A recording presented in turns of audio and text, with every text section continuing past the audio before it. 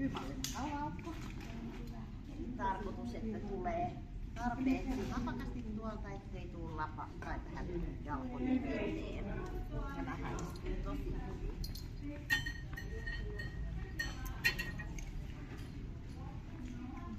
Haluatko mitä muita juttuja on hyvä katsoa tässä valjaan kanssa? Täältä, että kuinka lähellä etujalkaa toi mahahihna on. Mikä se nimi? Mahahihna. Että se ei mene kainaloihin, kun koira kävelee ja se laittaa sen etujalan sitten tuonne taaksepäin. Nämähän on juuri sulla on nyt koko 6, eikö se ole? Joo. Sitten testataan meidän uudempaa mallia. Tää oli se Line-harnesi uudella vuosilla. Joo, se on ihana. Kivalla. Niin.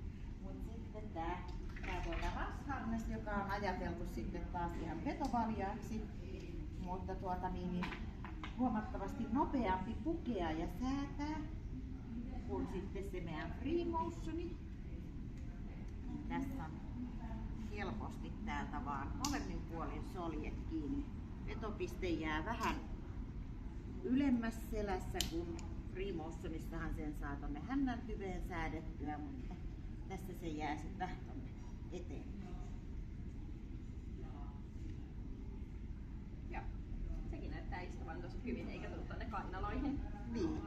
Ja tässä vetovaljassa varsinkin niin tärkeää just katsoa, että kaula-aukko on tarpeeksi natti, ettei se sitten valu tähän eteen jalkojen eteen tai nouse kurkulle.